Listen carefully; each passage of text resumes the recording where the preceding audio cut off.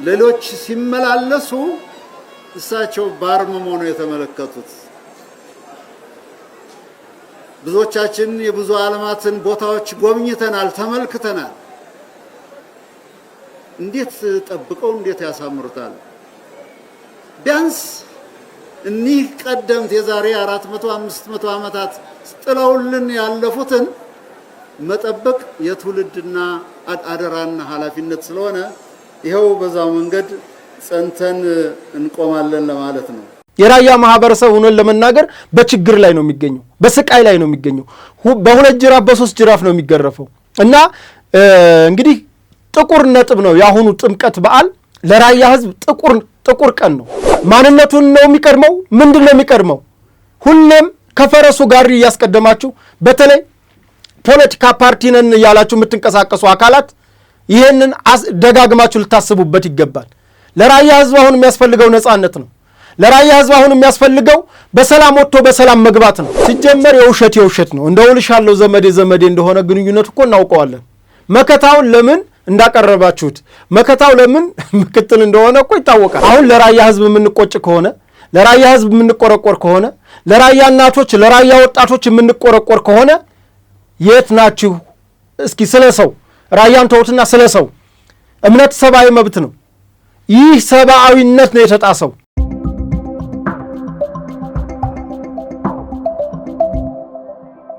ሰላም ጤና ይስጥልን ውድ ሀቅና ሳቅ ሚዲያ ቤተሰቦች እንደምን አላችሁ? ዛሬ ሳምንታዊውን አበይት ጉዳዮች የምናይበት ከባልደረባዬ አበበች ካሳይ ጋር የምንገባው ዝግጅት ነበር። ዛሬ አቤ በአንዳንድ ጉዳዮች ምክንያት ስቱዲዮ አልተገኘችም።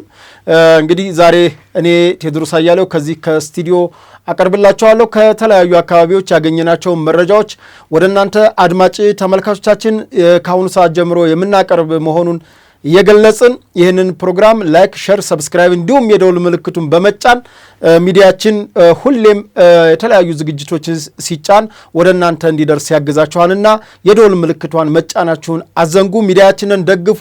የተሻለ ስቱዲዮ የተሻለ አቀራረብ እንድናቀርብላችሁ ሚዲያችንን ደግፉ ነው የምንለው። እኔ ዛሬ በተለያዩ ዝግጅቶች በተለይ በአማራ ክልልና ትግራይ ክልል አካባቢ እንዲሁም ራያ አካባቢ ያሉ ጉዳዮችን ዳሰስ አድርገናል። ምንድነው ያሉት ነገሮች የሚለውን እስኪ መረጃዎች አሉን፣ አንድ በአንድ ሁሉንም እናቀርባለን። እናንተ የሚጠበቀው ዝግጅቱ ላይክ ሼር ማድረግ ነው። እንዲሁም ደግሞ በነፃ ሀሳብ መስጫ ቦክሱ ላይ ደግሞ በዝግጅቱ ላይ የተሰማችሁን ሀሳብና አስተያየታችሁን ስጡን። በተረፈ እንግዲህ ሚዲያችንን ደግፉ ነው የምንለው። ወደ መረጃዎቹ ልሰዳችሁ።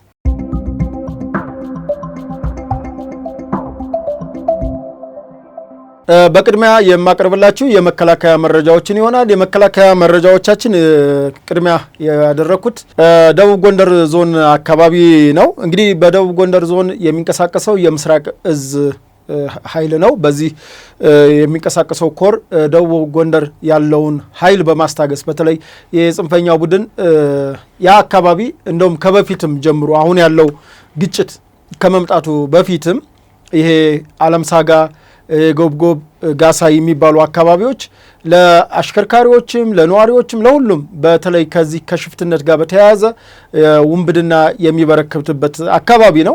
እንግዲህ የዞኑ አስተዳዳሪ አቶ ጥላሁን ደጀኔ እንደገለጹት ጀግና ኢትዮጵያ መከላከያ ሰራዊታችን በከፈለው መስዋዕትነት አብዛኛውን የደቡብ ጎንደር ዞንን ወደ ሰላም እንቅስቃሴ ማምጣቱን ገልጸዋል። በተለይ ለመከላከያ ማስ ሚዲያ በሰጡት መረጃ መከላከያን እጅግ አድርገው አመስግነዋል። እንግዲህ የኮሩም ዋና አዛዥ ሌተናል ጄኔራል ገብረስላሴ ጥላሁንም እንዲሁ መከላከያችን በተሰጠው ግዳጅ መሰረት በተለይ የጽንፈኛውን ባህሪ ተለዋዋጭ እንደሆነ ምክንያቱም ግንባር ይዞ የማይገጥም ስለሆነ ከአንድ ቦታ ወደ አንድ ቦታ እየተሽሎኮለከ የሚንቀሳቀስ ስለሆነ በጽንፈኛው ባህሪ ልክ ተንቀሳቅሰን ኮራችን የአካባቢውን ከጸረ ሰላም ቡድኑ አስታክሰናል፣ ሰላም ወደ ማምጣቱ ሄደናል ብለዋል። እንግዲህ የዞን አስተዳዳሪው ለጀግና ኢትዮጵያ መከላከያ ሰራዊታችን ምስጋና አቅርበዋል።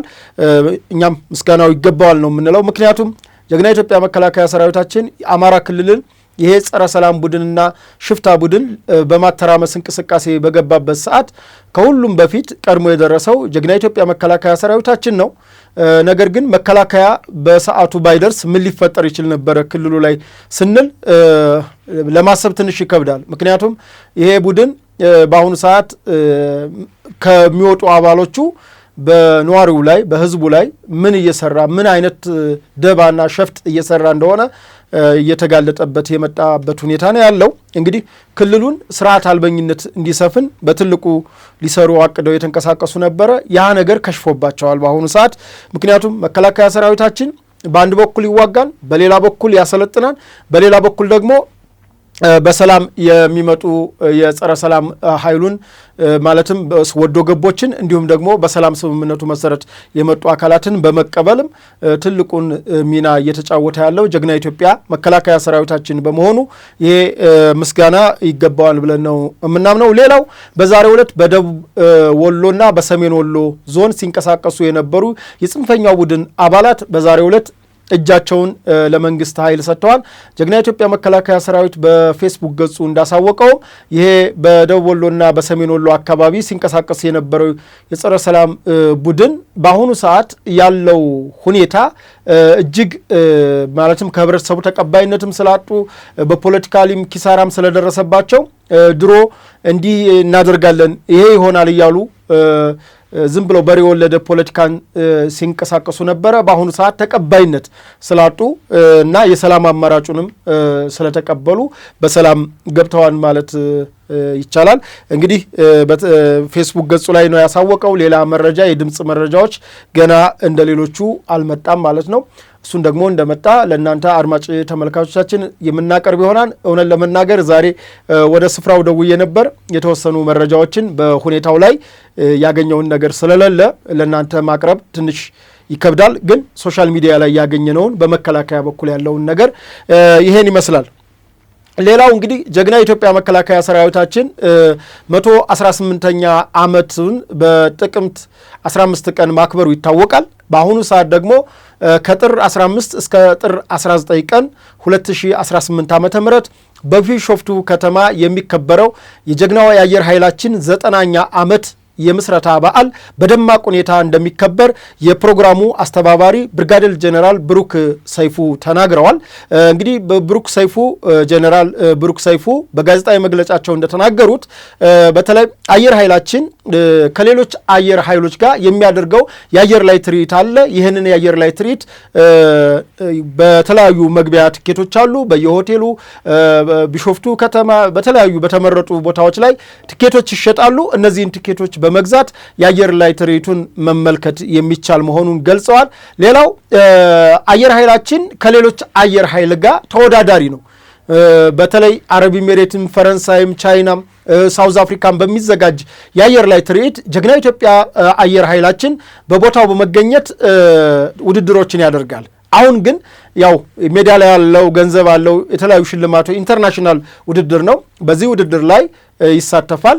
እንግዲህ ለውጤት ይጠበቃል። ሌላው አየር ኃይላችን በሶማሌ ጦርነትና በባድመ ውጊያ ባደረገው የአየር ላይ እንግዲህ አየር ኃይል ትልቁ የሚገመገምበት አንድ አየር ኃይል ጠንካራ ነው ተብሎ የሚገለጸው በሚያደርጋቸው ፋይቲንግ ነው፣ ውጊያዎች ማለት ነው። አየር ባየር በመዋጋት በጥጋብ በእብሪት የመጣውን የሶማሌውን የዘያድ ባሬን ጦር በማሸነፍ በዚህ ትልቅ ታሪክ ያለው ነው። እንዲሁም ደግሞ በእብሪተኛው ሻዕቢያን በ1990 ዓመተ ምህረት መቀሌና የተለያዩ አካባቢዎችን አይደር ትምህርት ቤት በተደበደበ ወቅት እንግዲህ እነ ኮሎኔል በዛብህ አየር ባየር በመምታት የሚታወቁበት ገድል የሰሩበት ጀግናው አየር ኃይላችን ነው። አየር ኃይላችን 9ኛ ዓመት የምስረታ በዓሉን እንግዲህ ማስታወቂያዎች አሉ። ከማስታወቂያውን ጋብዛችሁና ወደ ሌሎች መረጃዎች እንወስዳችኋለን። ጀግናው የኢትዮጵያ አየር ኃይል 90 ዓመታትን ባስቆጠረ ጉዞ የሀገራችንን የአየር ክልል በአስተማማኝ ሁኔታ በመጠበቅ በመስዋዕትነት የደመቀ አኩሪ ታሪክ የሰራ አንጋፋ የአቪዬሽን ተቋም ነው። ለዚህም ታላቅ የምስረታ ክብረ በዓል ዓለም አቀፍ ደረጃውን ጠብቆ ተዘጋጅቷል። ዘመኑ የደረሰበትን የአቪዬሽን ቴክኖሎጂ በቅርበት ለመመልከትና ለመዳሰስ ሁላችሁም ተጋብዛችኋል። ለቴክኖሎጂ አድናቂዎች አነቃቂ ተሞክሮ የምታገኙበት የአቪዬሽን ኤክስፖ የአንበሶቹ ሰማይ ኢትዮጵያ በሚል መሪ ቃል በዓለም አቀፍ ደረጃ ስመጥር የሆኑ ሀገራት አየር ኃይሎች የሚሳተፉበት ጥቁር አንበሳ የአየር ትርኢት። ኑ ሁሉንም በአንድ ቦታ በነፃነት እየተዝናኑ የሚጎበኙት ታላቅ ዓለም አቀፍ የአቪዬሽን ኤክስፖን በቢሾፍቱ አየር ኃይል ግቢ ውስጥ ከጥር 15 እስከ ጥር 19 በደማቁ ያክብሩ። በዚህ ታሪካዊ ኤክስፖ ላይ ለመሳተፍ የመግቢያ ትኬቶቹን ኦንላይን በwww.etaf90years.com በአዲስ አበባ መኮንኖች ክበብ፣ በስካይላይት ሆቴል፣ በሂልተን ሆቴል፣ ኢሊሌ ሆቴል በተጨማሪም በ11ዱም ክፍለ ከተሞች እንዲሁም በቢሾፍቱ፣ በአዳማ፣ በሞጆና በሌሎቹም አቅራቢያ ከተሞች በመግዛት መታደም ትችላላችሁ። የኢትዮጵያ አየር ኃይል የነጻነትና የአንድነት ምልክት። በቀጣይነት የምወስዳችሁ ራያ አካባቢ የተፈጠረ አሳዛኝ ድርጊት ነው። እንግዲህ እንደሚታወቀው በአማራ ክልል የራያና የወልቃይት አካባቢ የማንነት ጉዳይ የወሰን ጉዳይ ችግር እንዳለ ይታወቃል። ይህም የተፈጠረው በተለይ እብሪተኛው የጥጋበኛው የወያኔ ኢህአዴግ ስርዓት ከተመሰረተ ጊዜ ጀምሮ 1987 ከዛም በፊት 1982 ነው ራያን የያዙት። ነገር ግን 1983 አዲስ አበባ ከገቡ ጊዜ ጀምሮ በህገ ወጥም በህጋዊ መንገድ ራያና ወልቃይትን ይዘው የማስተዳደር ነገር ነበር። እንግዲህ እንደሚታወቀው ራያና ወልቃይት ያው ኢትዮጵያዊ ነኝ ለሚለው እንደ ኢትዮጵያዊ ነው። ግን በብሔር ፖለቲካ ከተሄደ ግን ሊካለል የሚገባው ራያ ወሎ ስለሆነ በአማራ ክልል መካለል ሲገባው፣ ነገር ግን ሆን ተብሎ የራያን ለመሬቶችና የወልቃይትን ለመሬቶች ወደ ትግራይ ክልል በማካለል ይህንን የወሰንና የማንነት ችግር ከበፊት ጀምሮ የመጣ ነገር እንዳለ ይታወቃል። ከለውጡ መንግስት በኋላ ግን እብሪተኛው ወያኔ የሰሜን ዕዝን ካጠቃበት ጊዜ ጀምሮ በዚህ አጋጣሚ በተለይ የአማራ ልዩ ኃይልና የአማራ ክልል የጸጥታ ኃይል ከጀግና ኢትዮጵያ መከላከያ ሰራዊታችን ጋር በመሆን እንግዲህ በራያና በወልቃይት አካባቢ የነበሩ የወሰንና የማንነት ጉዳዮችን መያዛቸው ይታወቃሉ። ነገር ግን በህግና በስርዓት መልኩ የህዝብ ውሳኔ ምርጫ ተደርጎ ቦታዎቹ በአማራ ክልል ውስጥ እንዳልገቡ ይታወቃል። እንዲሁ አለፍ አንደኛው ሲደክም አንደኛው ያያዘ አንደኛው ሲደክም አንደኛው ያያዘ በተለይ በራያ አካባቢ ያለውን በአሁኑ በተለይ በሁለተኛው ውጊያ ላይ ራያ ተይዞ ነበር። ነገር ግን በአካባቢው ላይ በተፈጠረው መወዛገብ በተለይ የጽንፈኛ ቡድን አሁን ሂዶ ለይቶለት ከወያኔዎች ጋር አብሮ ሊያድር እነ ምሬ ወዳጆ እነ ሄኖክ ኪዳኔ እነ ሄኖክ አዲስ የሚሏቸው ማለት ነው ከወያኔ ጋር ሊያድሩ ነገር ግን የራያ የማንነት ጉዳይ አለ ትጥቃን ፈታም ካሉበት አንዱ ምክንያት ራያን ለወያኔ አሳልፈን አንሰጥም የሚል ጥያቄ አለን በሚል ነበር። እዛ ከስፍራው ላይ የነበረውን የራያ ሚኒሻንና የጀግና ኢትዮጵያ መከላከያ ሰራዊታችንን ከኋላ ወቅተው ማለት ነው ከራያ አካባቢ እንዲወጣ የተደረገው። በዚህም ምክንያት ማን ተጎዳ? እንግዲህ ብዙ ጊዜ በዝሆኖች ጸብ ሳሩ ነው የሚጎዳው። ህዝብ አለ እዚህ ላይ። ህዝብ ምንጊዜም ከለላ ነው የሚፈልገው። ህዝብ ራሱን የሚከላከልለት አካል ይፈልጋል። ያው የማንነት ጉዳዩ ቢኖርም ነገር ግን ህዝቡ እነዚህ ታጣቂ ኃይሎች እርስ በርስ ሲፋለሙ የተፈጠረው ነገር ምንድን ነው? ራያን ለዚሁ ለእብሪተኛው ኃይል አሳልፈው መስጠት ነው። በክልሉም ማለት በራያ አካባቢ የነበረውን መዋቅር ጊዜያዊ መዋቅር ነበረ። እሱ ፈርሶ በሰሜን ወሎ ዞን ሲተዳደር ነበረ። ፈርሶ እንግዲህ አካባቢው ላይ በመኪና መንገዱ ብቻ ነው። ከዚህም ቀደም ነግሬያቸዋለሁ። በተለይ ሌሎች ሚዲያዎች መረጃ ባልሰጧችሁ ጊዜ በኮማንድ ፖስት አለ። ኮማንድ ፖስቱ መኪና መንገዱን ነው። ኮማንዶ አለ፣ አለማጣ ኮረም አለ። በመኪና መንገዱ ላይ የፌዴራል ፖሊስና የኮማንዶ ኃይል አለ። ነገር ግን ሙሉ ገጠሩን ለማስተዳደር በማይመች ሁኔታ የጁንታ ቡድን አሁንም እያስተዳደረ ይገኛል። እያስተዳደረ ሳይሆን ህዝቡን እያሰቃየ ይገኛል። እንዴት አሰቃየ ለሚለው በአሁኑ ሰዓት የራያ ወጣቶች የራያ ማህበረሰብ ምንም እንኳ ልብስ ለብሶ እኔ አሁን ላቀርብ ፈልጌ ነበር ከህሊናዬ ጋር ታግዬ ነው የተውኩት። ምክንያቱም ለዜና ማሳመሪያ ብዬ እኔ ከራያ አካባቢ ያሉ ሰዎችን ባስገባቸው ምን ሊደርስባቸው እንደሚችል ስለማውቅ ያን ነገር ተውኩት። ለምን ያው ታውቁታላችሁ እዛ ቦታ ላይ ያለው ጽንፈኛ ይንቀሳቀሳል፣ ጁንታ ይንቀሳቀሳል።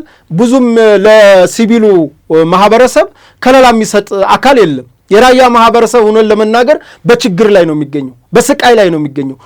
በሁለት ጅራፍ በሶስት ጅራፍ ነው የሚገረፈው። እና እንግዲህ ጥቁር ነጥብ ነው ያሁኑ ጥምቀት በዓል ለራያ ህዝብ ጥቁር ቀን ነው። ምክንያቱም 6 በላይ ታቦታት እንደምታውቁት እንግዲህ ራያ ላይ ትልቅ የኦርቶዶክስ በተለይ የጥምቀትን ተከትሎ የራያ ሆታ፣ የሴቶች የልጃገረዶች ሆታ አለ፣ የወንዶች ጭፈራ አለ። ራያ ይደምቅ ነበረ። ነገር ግን በአሁኑ ሰዓት ራያ ደምቆ ሳይሆን አዝኖ ነው ያለፈው። ይሄ ደግሞ የሆነው ምክንያት ምንድነው? አባ ሰላማ የሚባል ሰው ከኢትዮጵያ ኦርቶዶክስ ሃይማኖት ራሱን ገንጥሎ እኔ ፖለቲከኞቹ በዚህ ልክ የዚህን ሰውዬ ያክል አቋም አልያዙም። ይሄ አባ ሰላማ የሚባል ሰውዬ የራያን ቤተ ክህነት ከኢትዮጵያ ኦርቶዶክስ ተዋህዶ ገንጥዬ በትግራይ አስተዳድራለሁ በሚል እዛ የነበሩ ካህናትን፣ ቄሶችን ሆን ብለው ታጣቂዎችን በመላክ በማስፈራራት ራያ ጥምቀትን እንዳያከብር ከተራን እንዳያከብር ተደርጎ አልፏል። ይሄ በጣም እጅግ የሚያሳዝን ነው። አሁን ለራያ ህዝብ የምንቆጭ ከሆነ ለራያ ህዝብ የምንቆረቆር ከሆነ ለራያ እናቶች ለራያ ወጣቶች የምንቆረቆር ከሆነ የት ናችሁ? እስኪ ስለ ሰው ራያን ተውትና ስለ ሰው እምነት ሰብአዊ መብት ነው። ይህ ሰብአዊነት ነው የተጣሰው። አሁን ትላንትና ራያ አማራ ነው፣ ራያ ወሎ ነው፣ ራያ ትግሬ ነው፣ ራያ እንትን ነው ስትል የነበርክ ሁላ የት ነው ያለው? የት ነው ያላችሁት? ለማህበረሰቡ እንባ ካልጠረጋችሁለት፣ ማህበረሰቡ የማምለክ የማመን መብቱን ካላረጋገጣችሁለት የእናንተ ፖለቲካ ፓርቲ ነኝ እንትን ነኝ ማለት ምንድነው ፋይዳው? ለራያ ህዝብ ንገሩኝ። ለራያ ህዝብ ነፃነቱ ነው የሚቀድመው? ማንነቱን ነው የሚቀድመው? ምንድነው የሚቀድመው? ሁሌም ከፈረሱ ጋር እያስቀደማችሁ በተለይ ፖለቲካ ፓርቲ ነን እያላችሁ የምትንቀሳቀሱ አካላት ይህንን ደጋግማችሁ ልታስቡበት ይገባል። ለራያ ህዝብ አሁን የሚያስፈልገው ነፃነት ነው። ለራያ ህዝብ አሁን የሚያስፈልገው በሰላም ወጥቶ በሰላም መግባት ነው። ከእንደገና የፌዴራል መንግስትም በተስማማው መሰረት ያው የትግራይ ኃይሉ ይታወቃል። የፌዴራል መንግስት የማንነት ጉዳይ ያለባቸው አካባቢዎች በምን አግባብ ሊቀመጡ እንደሚችሉ ይታወቃል። ይህንን የፕሪቶሪያው ስምምነት ለምንድን ነው ራያ ላይ ተፈጻሚ የማይሆነው? ስለዚህ ፌዴራል መንግስት ይህን ነገር ከራያ ሀገር ሽማግሌዎች ጋር ከራያ ወጣቶች እናቶች ጋር ተነጋግራችሁ የራያ ማህበረሰብ እፎይ ሊል ይገባል። ከዛ ውጭ ግን በርካታ የፖለቲካ ፍላጎት ያላቸው አካላት አሉ። ራያ ላይ እንደ ወልቃይት አይደለም። ራያ ላይ አማራ ነኝ የሚል አለ፣ ራያ ነው የሚል አለ፣ ራያ ትግሬ ነው የሚል አለ፣ ራያ ወሎ ነው የሚል አለ። ይሄ የፖለቲካ ፍላጎት ነው። ሰውነት አይሸትም። ራያ እንደ ራያነቱ ሊከበር ይገባል። ህዝቡ በፈለገው መልኩ አማራ ነኝም አለ፣ ኦሮሞ ነኝም አለ፣ ትግሬ ነኝም አለ፣ ምንም ይበል፣ ወሎ ነኝም ይበል፣ ያው መቼም ትግራይ ነኝ ቢል መጀመሪያም የነጻነት ትግል አያደርግም ነበር። ነገር ግን ከለውጡ በኋላ የተፈጠሩ ትላንትና ከለውጡ በፊት እንቁራሪት የነበሩ ምንም ድምፅ የሌላቸው አካላት ናቸው ለውጡን ተከትለው ልክ ጀግና መስለው የመጡት እንጂ ትላንትና ራያ በምን መከራና በምን ስቃይ እያለ ማንም ትንፍሽ ያለለት የለም። አስታውሳለሁ አንድ ወቅት እኔም እስር ቤት ነበርኩ። ዶክተር ሲሳይ መንግስቴ ነው በተለይ ከፌዴራሊዝም አኳያ ከፌዴራሊዝም አወቃቀር አኳያ ትግራይ ክልል ህዋቶች ታስታውሱ እንደሆነ ህዋቶች የፌዴራሊዝም የዚህ የቋንቋ ፌዴራሊዝም በተለይ የጭቁን ብሔረሰቦች ተቆርቋሪ መስለው ስለሚቀርቡ ብትቆረቆሩማ የምታስተዳድሩት ትግራይ ክልል እኮ ኩናማ አለ፣ ብሌን አለ፣ ራያ አለ፣ ወልቃይት ያለ፣ ኢሮፓ አለ። እነዚህን ታከብሩ ነበረ። ነገር ግን እናንተ በትግራይ ክልል ያልፈጸማችሁትን ፌዴራሊዝም ነው ሌላው አካባቢ ላይ እንፈጽም የምትሉት ብሎ የዚሁ ፌዴራሊዝሙ ያልፈታውን ነገር በማቅረብ ዶክተር ሲሳይ መንግስቴ ነው መጀመሪያ ተጠቃሽ። ከዛ በኋላ ያው ዶክተር ሲሳይ እዛው ላይ ለውጡ አካባቢ ላይ አውስታውሳለሁ ራያ ክልል መሆን አለበት የሚል እንቅስቃሴ ነበር። እንግዲህ ከዛ በኋላ ነው ሌሎች የፖለቲካ ፓርቲ ምናምን እየተባለ የመጣው። ከዛ በፊት እኮ ከለውጡ በፊት እኮ አንድም ሰው ስለ ራያ ትንፍሽ ያለ የለም። ራያ መሬቱ ተወሮ ነው። ራያ ባላባቱ ተሰዷል። ራያ ባላባቱ ተገሏል። የራያ ማህበረሰብ እንደ ራያነት እንዲቆም አይፈለግም። ራያ አንዱ የወጣለት ነገር ቢኖር ባህሉ ይታወቃል፣ ወጉ ይታወቃል፣ ልብሱ ይታወቃል።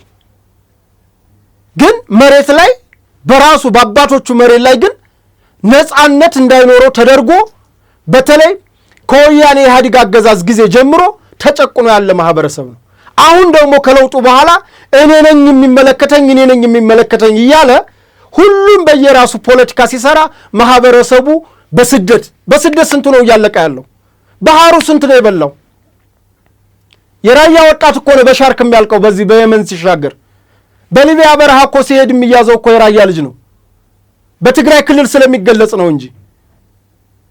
እና ለራያ ህዝብ ካሰብነ ፖለቲካ ፓርቲ በል ምን በል መጀመሪያ የሚቀርመው መጀመሪያ የወጣ የመቀመጫ እንዳለችው ዝንጀሮዋ መጀመሪያ የሚቀርመው ከምንም ነገር በፊት ነፃነት ነው። ምርጫ እኮ ፓርቲ እኮ ይቡፌ ጉዳይ ነው።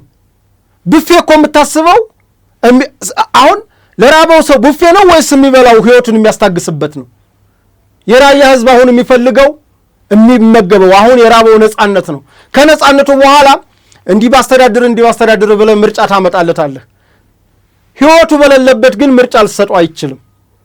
እና ራያ ላይ እጅግ ዘግናኝ ነገር ነው የሰማሁት በግሌም ሳይሆን ይታወቃል።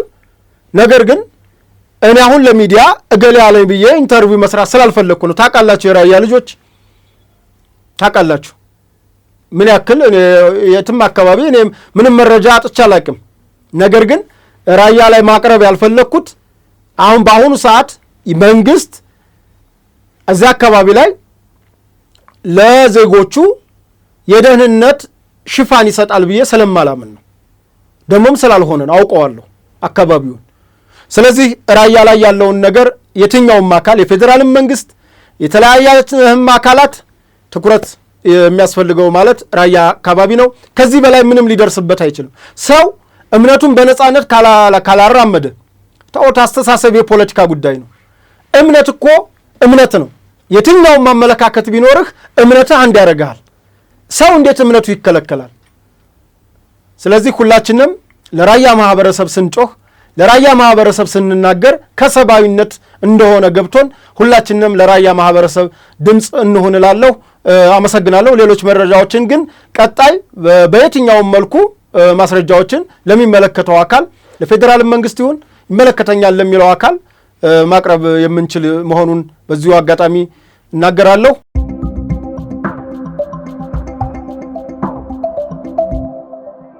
በቀጣይነት የምወስዳችሁ አማራ ክልል እየተንቀሳቀሰ ያለው ቡድን ነው።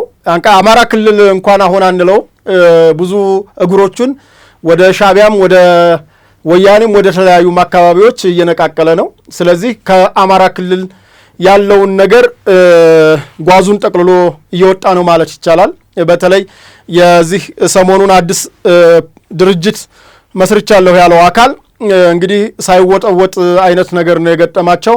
መጀመሪያ ነገሩ ሳይደርቅ የተፈራረሙበት ፊርማም አላረፈም በስልክ ስለሆነ ዝሮ የሴራ በአቅማቸው ሴራ ይሰራሉና እንግዲህ እሱ እኔ እንግዲህ እንዲጠነክሩ እኔ አልፈልግም። ሲጀመር ጠንክረው እንዲወጡ ምክንያቱም ለአማራ ህዝብም የሚሉት ነገር ውሸት ነው፣ ለሌላም የሚሉት ነገር ውሸት ነው። ንግድ ነው የያዙት።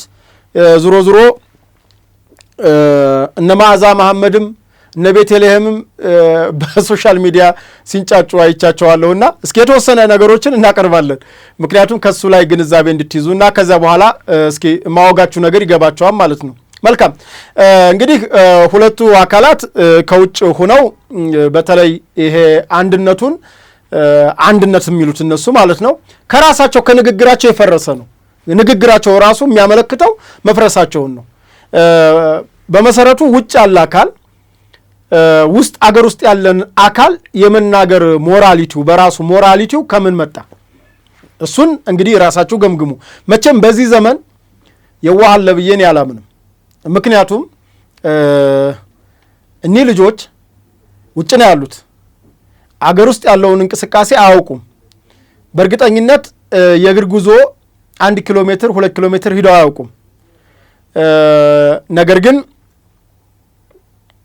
የእስክንድርን አሁን ለእስክንድር ጠበቃ ምናምን ሁኜ ሳይሆን ግን የእስክንድር መልኩ መቀያየሩ እንኳ ብቻ እኮ አስረጅ ነው፣ ማስረጃ ነው። በቃ አሁን እኔ ቤተልሔም ተዋት፣ መዓዛ ግን እንደው አሁን ቢያንስ ጋዜጠኛ ነሽ። እኔ ቤተልሔም ያው ብዙም ስለማልይዝባት ብዙም ፖለቲካም በጋዜጠኝነቱም በምኑም ያው ቲክቶክ ላይ ታብዳለች። እንግዲህ ፕላትፎርሙም የሚፈልገው እብድ ስለሆነ እሱ ችግር የለውም። ግን መዓዛ ከጋዜጠኝነት ቢያንስ ሲነርሽ ነው እሱ። እንደው ቢያንስ ሞራሊቲ የሚባል ነገር መኖር አለበት ብዬ አምናለሁ። ሀሳብ እንኳ ቢኖርሽ በሀሳብ እንጂ አሁን ዝም ብሎ መወራጨት። እስኪ እስክንድርን በዚህ ጠልቸዋለሁ የምትይውን ነገር ሌላው እኔ ብልጽግና ሰዎች ምናምን ብልጽግና ሰዎች እንደውም እንደዚህ ካሉት እስክንድርን ወይ ሆን ብለው ሊያስመቱት ፈልገዋል ብለሽ ነበር ልተረጉሚው የሚገባው። ነገር ግን እሱ አይደለም እውነታው። ሲጀመር የውሸት ነው። እንደውልሻለሁ ዘመዴ እንደሆነ ግንኙነቱ እኮ እናውቀዋለን። መከታውን ለምን እንዳቀረባችሁት መከታው ለምን ምክትል እንደሆነ እኮ ይታወቃል። መከታውን ማኒሙት ድርጅት ምክትል ሊቀመንበር ሆኖ ሊመራ ነው። እንግዲህ እሱን ራሱ መከታው ራሱን ይወቅ። ሌላው ከዛ ጋር በመያያዝ በተለይ በዚህ በነመከታው የሸዋ አማራ ፋኖ እዝ የሚሉት የሸዋ ጠቅላይ እዝ ነው የሚባለው የነመከታው የሸዋ ጠቅላይ እዝ ውስጥ በዚህ በውህደቱ ባለመስማማት የነመከታው ቡድን ግምገማ ገጥሞ ነበር። እኔ በአንዳንድ ሶሻል ሚዲያዎች እያየው ነበር። በተለይ እና አበበ ጢሞ በዚህ ጉዳይ ላይ ትልቅ ተቃውሞ እንዳቀረቡ ሰምቻለሁ። ምክንያቱም የመከታው አሁን የኢንጂነር ደሳለኝ ሲያስብ ሸዋ ከያዘው ቡድን የመከታው የያዘው ታጣቂ ቡድን በተለይ እነ አማን መሐመድ ቢሆነኝ ኮር የሚባለው ትንሽ በታጣቂ ብዛት በዛ ይላል እና እነ ኮሎኔል ፋንታሁን መሐቤ ሲመሩት የነበረው ኃይል ማለት ነው እና እነ መከታው ይዘውት እንዳለ ይታወቃልና በዚህ አለመግባባት ያው ኮሎኔል ብርሃኑ ዘውዴን ገለውታል።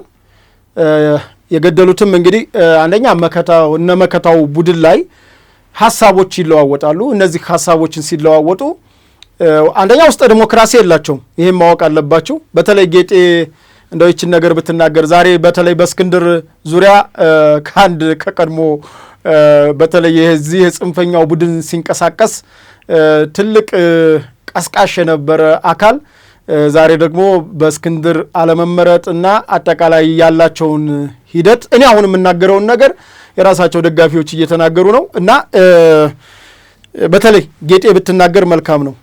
ምክንያቱም ውስጥ ዲሞክራሲ የሚባል ነገር የለም። የሀሳብ ልዩነትን የሚያስተናግዱበት ይሄ ቢሆን ብሎ መመካከር ነገር የለም። አድቫንቴጁን የሚያመጣው ነገር ይሄ ነው ብሎ መነጋገር የለም እና ለዚህ ደግሞ ኮሎኔል ብርሃኑ ለዚህ እንግዲህ ተሰውቷል እንበለው፣ በቃ ገለውታል። ሌሎችም የቁም እስረኞች ሆነዋል። እንግዲህ የቁም እስረኛ ያደረጋቸው ምክንያት ሀሳብ ለምን ሰጣችሁ ነው። ሀሳብ ለምን ሰጣችሁ? አደገኛ እንትን ይዛችኋል፣ ከጀርባችሁ ሌላ ነገር ይዛችኋል በማለት ነው። ሌላው እስክንድር የወሰደውንም እርምጃ ያለመቀበል ማለት ይሄ ከዚህ ከአዲስ ከተመሰረተው አካል ጋር አብረን አንቀጥልም የሚለውን መዓዛን ሰምታችኋል። እርምጃ ይወሰድበት ነው ያለችው። ዲስአፖይንት መሆነው ወይም ፔንፉል የሚሆንብን ምንም ከዚህም በኋላ እንኳንስ አይደለም ከድርጅቱ መውጣት ይቅርና ሄዶ ብልጽግና ውስጥ ቢገባ ጉዳይ አይደለም። ነገር ግን የተመቻቸለትን ነገር እንዴት ብሎ ጣልቃ ይገቡ የማን ናቸው ማለት የሚዲያ ዳሰሳ ብሔርተኝነት ማለት አልገባኝም ነበር። ሁሉ የአማራ ድርጅት ላይ መሪ ሆናለሁ ብሎ የተቀመጠ ሰውዬ ነበር እኮ እና ለምን ገረማቸው እያልኩ ያው እስከ ዛሬ ድረስ ያሳለፍነው ነገር ስለሆነ ከዚህ በኋላ ይጠራል ብለን ነው እንጂ ሁሉ ጊዜ የአፋሕድ ደጋፊና የብልጽግና ደጋፊ አጀንዳው ተመሳሳይ ነው። ሁሉ ጊዜ በተለይ በአማራ ብሔርተኝነት ቅጥቀጣ ላይ ይገናኛሉ ተሳስበው። ዛሬ አየሽ የህዝብ ድምጽ ሰማ። የትኛውን ህዝብ እንዴት እስክንድር ብለው ሲገረሙበት የነበረው ስብስብ በጣም የእንኳን ደስ አላችሁ መልእክት ይዞ ወጣ ማለት ነው። ለምን? እስክንድር ድርጅቱን ረግጦ ስለወጣ፣ ዛሬም በማህበራዊ ሚዲያ አጀንዳ ሊሆን ስለፈለገ። እዚህ ጋር ሐሳቤን ሳጠቃልል መቼለት ተስፋዬ ያነሳውን ነገር ኮት ማድረግ ፈልጋለሁ። በማህበራዊ ሚዲያውም ላይ ገልጾታል። እርምጃ ይወሰድበት፣ እሱ እንዲህ እያለ ድርጅት እያፈረሰ አይቀጥልም። በመጀመሪያ ሜቲቱ ድርጅት ፈጥራችኋል ወይ ነው። ሁልጊዜም እኮ ችግራችሁ የሆነ በምናባችሁ የሆነ ነገር ትስላላችሁ፣ መሬት ላይ ያለውን አታውቁም። በስሚ ነው የምትሄዱት። ትላንትኛ ያልናችሁን እኮ ብትሰሙ ክልሉም ለዚህ ደረጃ አይደርስም። በሰላማዊ ንግግር በሰላማዊ ድርድር የሚፈቱ ነገሮችን ነው። ለዚህ ቀውስ ለዚህ እልቂት በጁንታ ጊዜ ካለቀው በላይ ነው የአማራ ክልል ወጣት አሁን እንደ ቅጠል እየረገፈ ያለው። ይሄ ደግሞ የሚገርማችሁ መከላከያ ሰራዊት መጥቶት አይደለም። እርስ በርሳችሁ እንዲህ አይነት ክፍፍል እየፈጠራችሁ እርስ በርስ የምታጋጥሙት እርስ በርስ የምታጋድሉት እናንተ በተለይ ውጭ ያላችሁ አካላት ናችሁ። ሚዲያ አለን ብላችሁ ገንዘብ አለን ብላችሁ እዚህ ያለውን የደሃ ልጅ እናንተ አትመጡም፣ እናንተ አትሞቱም፣ የደሃ ልጅ ያልቃል። እና እነ መዓዛ የምትሰሩት እነ ቤተልሔም የምትሰሩት ይሄን ነው። ሌላው አሁን አዲሱ ይሄ ከጌጤ ጋር ያወራው ግለሰብ ቢሆን ከዚህ በፊት ይቅርታ ስሙን ረስቸው ነው። እሱም ቢሆን ያን ነው በቃ ይሄ ድርጅት እንደማይሆን ነው። እና ዞሮ ብዙ ችግሮች ገጥመውታል። ሌላው በእነ ደሳለኝ ሲያስብ ሸዋ በኩል ደግሞ ያለው በነገራችን ላይ ሸዋ ላይ የተለያየ ጎራ አለ። መጎራም ስላለም ነው ተከፋፍለው እየሄዱ ያሉት። እና በእነ ደሳለኝም በኩል ያለው እንዴት አንድ ቦታ ላይ እንኳ ስልጣን አይሰጠውም በማለት ደሳለኝን ከምንም ነገር የለም። እንግዲህ አስቡት የአንድ እዝ የሸዋ በሚለው የአንድ እዝ አዛዥ ነው። ነገር ግን አንድ እንኳ ለእስክንድር እንኳ ትንሽ የጥናትና ምርምር ብለው ሰጥተውታል። ይሄ ልጅ ደግሞ የሚገርማቸው የተማረ ልጅ ነው ደሳለኝ ማለት ነው። እና ዞሮ የአማራ ክልል የሚንቀሳቀሰው እና ከአማራ ክልል እየሸፈተ ያለው ቡድን ቢቆይ የ15 ቀን ቆይታ ካልሆነ በስተቀር ሌላ ምንም ነገር የለም። አሁንም የተወሰነ እያነበብኩ ነበረ። የመጀመሪያውን የፖሊት ቢሮ እንቅስቃሴ ያደረገ ይላል። እንደው እንዲህ አይነት ፕሮፓጋንዳ ቢቀርባችሁ ምን አለበት? ሐቁን ተነጋግራችሁ እውነቱን ተነጋግራችሁ ለህዝቡ የሚጠቅመውን ነገር በሰላም ብትመጡለት፣ በሰላም ብትነጋገሩ፣ በሰላም ገብታችሁ እንግዲህ ስልጣን ላጋራ ብሏል የክልሉ መንግስት ብዙ ነገር ብሏል። እና ያን ነገር ከክልልም ይሁን ከፌዴራል አካላት ጋር ተነጋግራችሁ ብትገቡና ሰላም ብትፈጥሩለት ለክልሉ ህዝብ እንደውም ጥቅም አለው። አሁን ክልሉን በማተራመሳችሁ የክልሉ ሰው እየፈለሰ ወዴት እየመጣ ነው? ወደ አዲስ አበባ እየፈለሰ ወደ ሌሎች አካባቢዎች። በፊት ከክልሉ ውጭ ያለው ፈልሶ መጣ ወደ ክልሉ ነበር። አሁን ደግሞ ከክልሉ ያለው እየፈለሰ እየወጣ ነው። በማን? በእናንተ ምክንያት። መቼም ኦነግ ሸኔ ገብቶ አትሉኝም። ሸኔ ገብቶ አፈረሰው አትሉኝም። ማን ነው አፈናቀለው? እና በዚህ ልክ ነው። ዞሮ ሌሎች ደግሞ መረጃዎች አሉ። ወደ እነሱ ልውሰዳችሁ።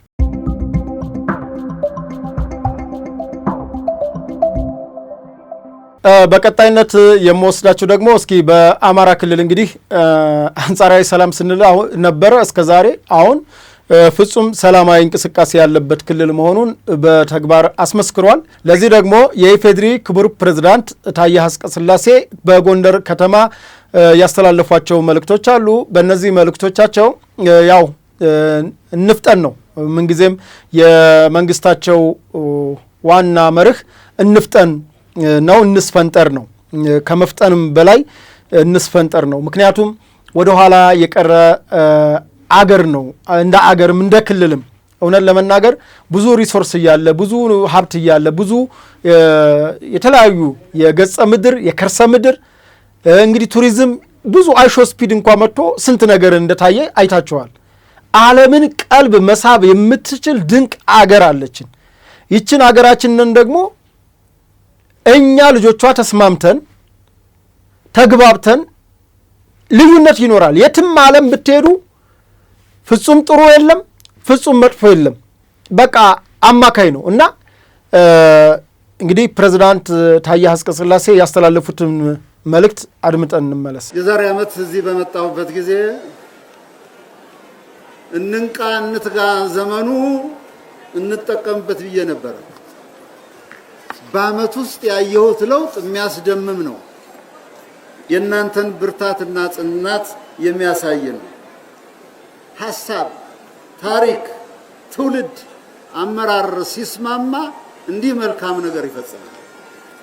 ስለዚህ ይህን ያደረጉ